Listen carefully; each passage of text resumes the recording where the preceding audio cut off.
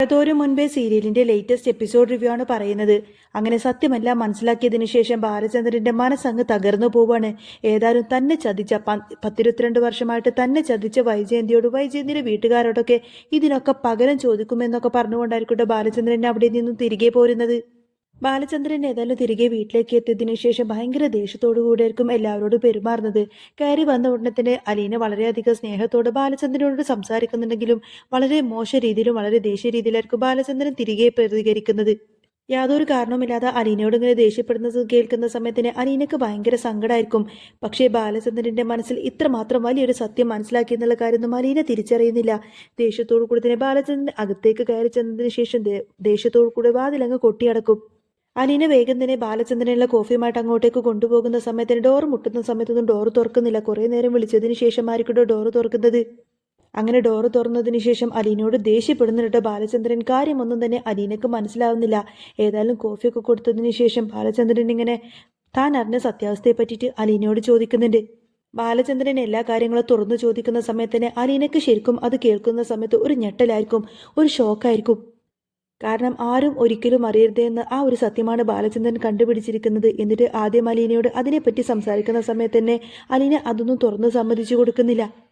പിന്നീട് ബാലചന്ദ്രൻ താൻ അറിഞ്ഞ ഓരോ കാര്യങ്ങൾ ഓരോന്നോരോന്നായിട്ട് പറയുന്ന സമയത്തിന് പിന്നീട് അനിലേക്ക് നിവൃത്തികേട് കൊണ്ട് എല്ലാം സമ്മതിച്ചു കൊടുക്കേണ്ടി വരികയാണ്.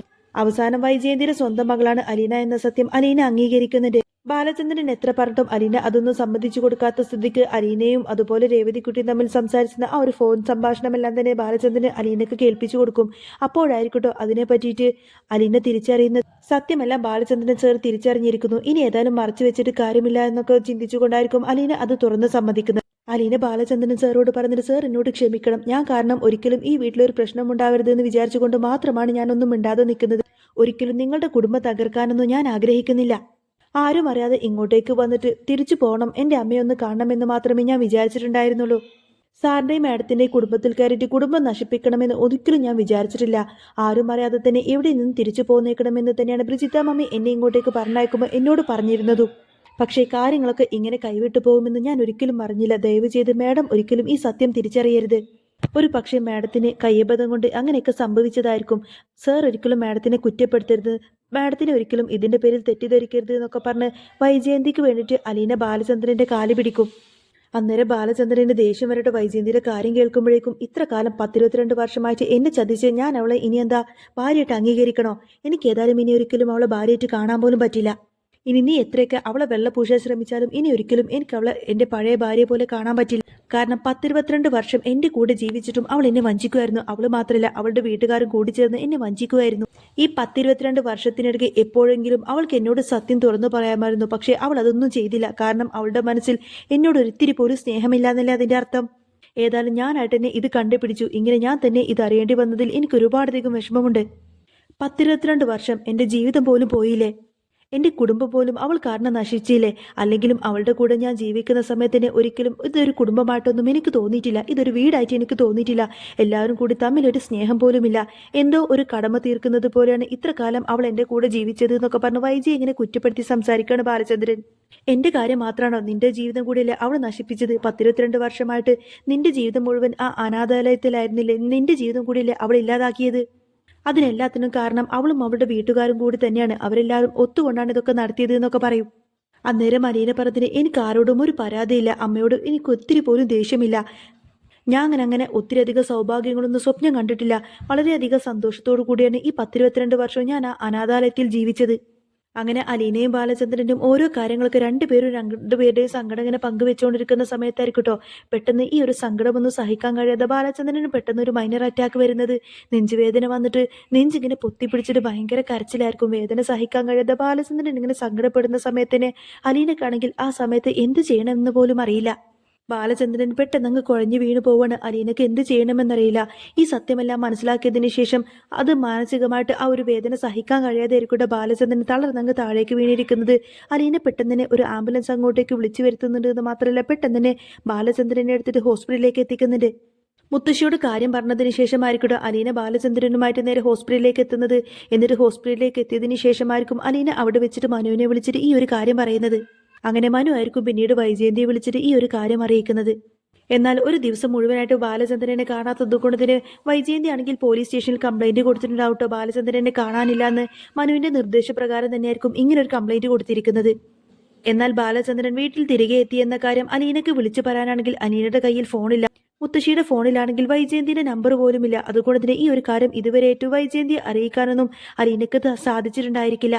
മനു ആയിരിക്കട്ടോ വൈജയന്തിയെ വിളിച്ചിട്ട് ബാലചന്ദ്രൻ ഇങ്ങനെ ഹോസ്പിറ്റലായി എന്നുള്ള കാര്യമൊക്കെ പറയുന്നത്. അതിനുശേഷം മനു പെട്ടെന്ന് തന്നെ ഹോസ്പിറ്റലിലേക്ക് എത്തുന്നുണ്ട്. എന്നിട്ട് ഡോക്ടറോട് ബാലചന്ദ്രന്റെ ഇപ്പോഴത്തെ ഹെൽത്ത് കണ്ടീഷനെ കുറിച്ചൊക്കെ ചോദിച്ചറിയൂ.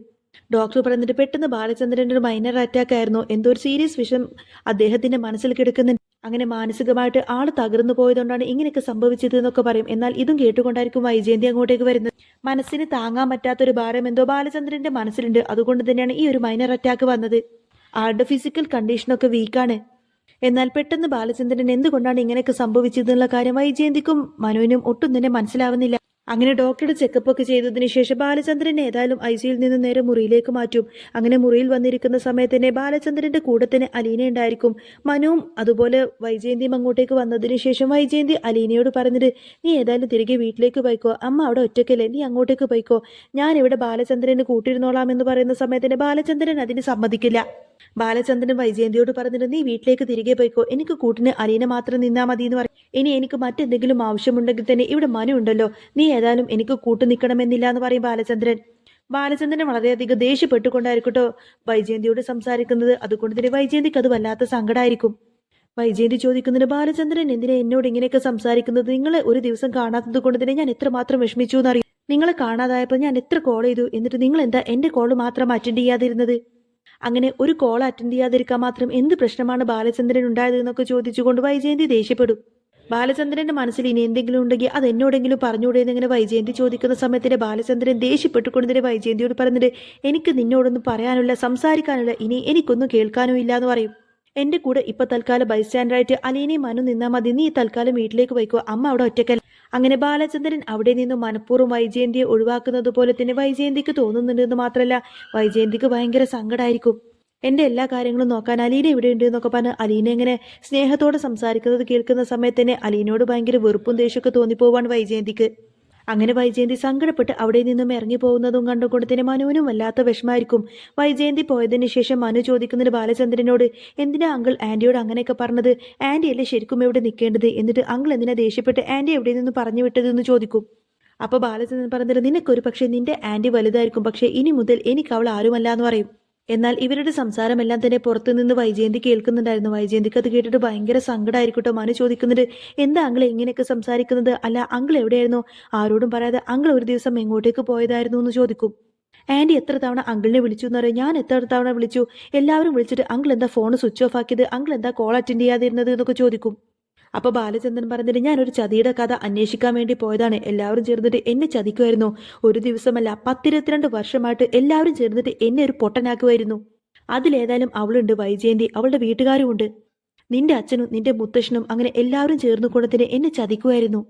അങ്ങനെ വലിയൊരു കള്ളം മറച്ചു വെച്ചുകൊണ്ടായിരുന്നു എല്ലാവരും ചേർന്നിട്ട് അവൾ എനിക്ക് വിവാഹം കഴിച്ചു തന്നത് എന്നൊക്കെ പറയാണ് ബാലചന്ദ്രൻ. എന്നാൽ ഈ കാര്യങ്ങളെല്ലാം തന്നെ പുറത്തു നിന്ന് കേൾക്കുന്ന വൈജയന്തി ആകെ ഞെട്ടിത്തരിച്ചു പോവാണ്. കാരണം തന്റെ പാസ്റ്റിലുള്ള ആ ഒരു സ്റ്റോറി എല്ലാം തന്നെ ബാലചന്ദ്രൻ മനസ്സിലാക്കിയിരിക്കുന്നു എന്ന സത്യം വൈജ തിരിച്ചറിയും. ബാലചന്ദ്രൻ എങ്ങനെയായിരിക്കും ഈ ഒരു സത്യമെല്ലാം മനസ്സിലാക്കിയിരിക്കുന്നത് എന്നൊക്കെ ചിന്തിച്ചുകൊണ്ട് തന്നെ വൈജയന്തിയുടെ മനസ്സങ്ങ് തകർന്നു പോവാണ്. വൈജയന്തിക്ക് ഇനി എന്ത് ചെയ്യണമെന്നറിയാതെ ആകെ അങ്ങനെ ഷോക്കേറ്റതുപോലെ നിൽക്കുകയാണ്. ആ സമയത്തിന് ബാലചന്ദ്രൻ വീണ്ടും മനുവിനോട് പറഞ്ഞത്, ഈ നിൽക്കുന്ന അലീന ശരിക്കും ആരാണെന്ന് നിനക്കറിയാമോ? നിന്റെ മുത്തശ്ശൻ എന്തുകൊണ്ടാണ് വാശി പിടിച്ചിട്ട് ഇവിടെ തന്നെ ഹോംലെസ് ആയിട്ട് വീട്ടിലേക്ക് കൂട്ടിക്കൊണ്ടുവന്നത് എന്നുള്ള കാര്യം നിനക്കറിയാവോ? അതെന്തുകൊണ്ടാണെന്ന് നിനക്ക് മനസ്സിലായിട്ടുണ്ടായിരുന്നോ? അതിന്റെ കാര്യം, അതിന്റെ സത്യാവസ്ഥ എന്താണെന്ന് നിനക്കറിയായിരുന്നോ എന്നൊക്കെ ചോദിക്കാണ് മനുവിനോട്. അപ്പൊ മനു ചോദിക്കുന്നത്, എന്ത് കാര്യം? ഒരു കാര്യമില്ല അങ്ങളെ, ഞങ്ങൾ അന്ന് സ്നേഹനികേതനത്തിൽ പോയപ്പോൾ അലീനയെ കണ്ടു. അപ്പോൾ മുത്തശ്ശൻ അവിടെ വെച്ചിട്ട് അവളോട് ജോലിക്ക് വരാൻ പറഞ്ഞു, അത്രയേ ഉള്ളൂ എന്ന് പറയും. അപ്പോൾ ബാലചന്ദ്രൻ പറഞ്ഞിട്ട്, അത് നിനക്കറിയാവുന്ന കഥ, പക്ഷേ സത്യാവസ്ഥ അതൊന്നുമല്ല. ബാലചന്ദ്രൻ പറഞ്ഞിട്ട്, ഇവളും നമ്മുടെ കുടുംബത്തിലെ ഒരു അംഗമാണ് എന്ന് പറയുന്ന സമയത്തിന് മനു ചോദിക്കുന്നത്, എന്താ അങ്കിളെ, അങ്കിൾ എന്തൊക്കെയാണ് ഈ പറയുന്നത് എന്ന് ചോദിക്കുന്ന സമയത്തിന് ബാലചന്ദ്രൻ പറഞ്ഞിട്ട്, അതേ, നിന്റെ ആന്റിക്ക്, അതായത് എന്റെ ഭാര്യയ്ക്ക് എന്റെ കല്യാണത്തിന് മുൻപേ തന്നെ 10-22 വർഷങ്ങൾക്ക് മുൻപേ ജനിച്ച മകളാണ് ഇവള് എന്ന് പറയും. എന്നാൽ അത് കേൾക്കുന്ന നിമിഷം ഒരു ഞെട്ടലോട് കൂടി ആയിരിക്കട്ടെ മനു ഇങ്ങനെ അലീനയെ തന്നെ ഇങ്ങനെ നോക്കുന്നത്. വൈജയന്തിക്കാണെങ്കിൽ ഇത് കേട്ടിട്ട് ആകെ ഇങ്ങനെ ഷോക്കേറ്റതുപോലെ നിൽക്കുകയാണ് വൈജയന്തി. എന്ത്, അലീന എന്റെ മോളോ എന്നൊക്കെ ചോദിച്ചുകൊണ്ട് നെഞ്ഞത്തങ്ങ് കൈവച്ചു പോവട്ടെ വൈജയൻ. ബാലചന്ദ്രൻ പറഞ്ഞിട്ട്, നിന്റെ ആന്റീനെ ഇത്ര കാലം എല്ലാവരും പറഞ്ഞ് വിശ്വസിപ്പിച്ചിരുന്നത് ആ കുഞ്ഞ് മരിച്ചുപോയി എന്നാണ്. പക്ഷേ ആ സമയത്ത് നിന്റെ മുത്തശ്ശനും അമ്മാവനും ചേർന്ന് കൊടുത്തിന് ഇവളെ ഒരു ഓർഫനേജിലാക്കുകയാണ് ചെയ്തിരുന്നത്. 22 വർഷമായിട്ട് ഇവൾ ആ ഓർഫനേജിലാണ്, ആ സ്നേഹനികേതനത്തിലാണ് ഇവൾ വളർന്നിരുന്നത്. ആ ഓർഫനേജിന് വേണ്ടിയിട്ട് നിന്റെ മുത്തശ്ശൻ ഒരുപാടധികം സഹായങ്ങളൊക്കെ ചെയ്തു കൊടുത്തിട്ടുണ്ട്. അത് ഇവൾ വളരുന്ന ഓർഫനേജ് ആയതുകൊണ്ട് മാത്രം. ഇവൾ ഇപ്പോഴും ജീവനോടെ ഉണ്ട് എന്നുള്ള കാര്യം നിന്റെ ആന്റിക്ക് ഇപ്പോഴും അറിയില്ല. പക്ഷേ ഇത്രയും വലിയൊരു ചതി അവൾ എന്നോട് ചെയ്തു. 10-22 വർഷങ്ങൾക്ക് മുൻപ് അവൾക്ക് ഇങ്ങനെ ഒരു അബദ്ധം പറ്റിയെന്ന് ഒരു വട്ടമെങ്കിലും അവൾക്ക് എന്നോട് തുറന്നു പറയാമായിരുന്നു. അങ്ങനെ അതെല്ലാം മറച്ചു വെച്ചുകൊണ്ടാണ് അവരെല്ലാവരും ചേർന്നിട്ട് എന്നെ ചതിച്ചത്. നിന്റെ ആന്റി അടക്കം നിന്റെ അച്ഛനും മുത്തശ്ശനും അങ്ങനെ എല്ലാവരും. എന്നിട്ട് വലിയൊരു ചതിയിലൂടെ തന്നെയാണ് അവളെ എനിക്ക് എല്ലാവരും ചേർന്ന് വിവാഹം ചെയ്തു തന്നത്. അങ്ങനെ ഒരു ചതിക്കപ്പെട്ട ആളായിട്ട്, ഒരു കോമാളിയായിട്ട് ഞാൻ എന്തിനാ ഇനിയും അവളുടെ ജീവിതത്തിൽ ഇങ്ങനെ കടിച്ചു തൂങ്ങി നിൽക്കുന്നത് എന്നിങ്ങനെ ബാലചന്ദ്രൻ പറയുന്ന സമയത്തിന് വൈജയന്തി ആകങ്ങ് തകർന്നടിഞ്ഞു പോവാണ്. ഒപ്പം തന്നെ അലീന തന്റെ സ്വന്തം മകളാണെന്ന് അറിഞ്ഞതോടുകൂടി തന്നെ വൈജയന്തിക്ക് പിന്നെ എന്ത് ചെയ്യണമെന്ന് അറിയില്ല. അലീന വീട്ടിലേക്ക് വന്ന അന്നേ മുതൽ തന്നെ അലീനയോട് വളരെ ക്രൂരമായിട്ടല്ലേ വൈജയന്തി പെരുമാറിയിട്ടുള്ളൂ. എന്നിട്ട് വളരെ മോശ രീതിയിൽ അലീനയോട് പെരുമാറിയിരുന്ന ആ ഒരു സംഭവങ്ങളെല്ലാം ചിന്തിച്ചുകൊണ്ട് തന്നെ വൈജയന്തിയുടെ മനസ്സിൽ അലീനയെ ചിന്തിച്ച് ആകെ അങ്ങനെ കുറ്റബോധം തോന്നിയിട്ട് ഇങ്ങനെ പൊട്ടിക്കരയാണ് വൈജയന്തി. ഇങ്ങനെ മനസ്സിൽ ചിന്തിക്കുന്നത്, അപ്പോൾ ഞാൻ പ്രസവിച്ച എൻ്റെ സ്വന്തം മകളായിരുന്നു അലീന. എൻ്റെ വീട്ടുകാരടക്കം എല്ലാവരും എന്നെയും കൂടിയാണ് പറഞ്ഞ് പറ്റിച്ചത്. വീട്ടുകാരെല്ലാവരും ചേർന്ന് അച്ഛനും അമ്മയും എല്ലാവരും ചേർന്നിട്ട് തന്നെയും ചതിക്കുമായിരുന്നു. തൻ്റെ വീട്ടുകാർ പോലും തന്നെ ചതിച്ച് താൻ പ്രസവിച്ച ആ ഒരു കുഞ്ഞിനെ ഓർഫനേജിലാക്കുമായിരുന്നു. എന്നിട്ട് ആ കുട്ടി അനാഥയായിട്ടാണ് വളർന്നുകൊണ്ടിരുന്നത് എന്നൊക്കെ ചിന്തിച്ചുകൊണ്ട് തന്നെ വൈജയന്തിക്ക് പിന്നെ എന്ത് ചെയ്യണമെന്നറിയില്ല. ആകെ മുറിവേറ്റ മനസ്സോടുകൂടെ തന്നെ തകർന്നടിഞ്ഞ മനസ്സോടുകൂടെ അവിടെ നിന്നും ഇറങ്ങിപ്പോവാണ് വൈജയന്തി. അങ്ങനെ വീട്ടിലേക്ക് തിരിച്ചു പോകുന്ന വഴിയിലെല്ലാം തന്നെ വൈജയന്തി ഭയങ്കര കരച്ചിലായിരിക്കും. താൻ വളരെ മോശ രീതിയിലൊക്കെ അലീനയോട് പെരുമാറിയിരുന്നതും അവൾ പിഴച്ചവളാണെന്നും അവൾ പിഴച്ച് പെറ്റവളാണെന്നൊക്കെ പറഞ്ഞ് ഒരുപാടധികം അലീനയെ കുറ്റപ്പെടുത്തിയിരുന്നില്ലേ. അങ്ങനെ അലീനയെ കുറ്റപ്പെടുത്തിയ ആ ഒരു കാര്യമൊക്കെ ചിന്തിച്ച് ആകെ കുറ്റബോധത്തോടു കൂടി തന്നെ കരഞ്ഞുകൊണ്ടായിരിക്കട്ടോ വൈജയന്തി നേരെ വീട്ടിലേക്ക് കയറി ചെല്ലുന്നത്.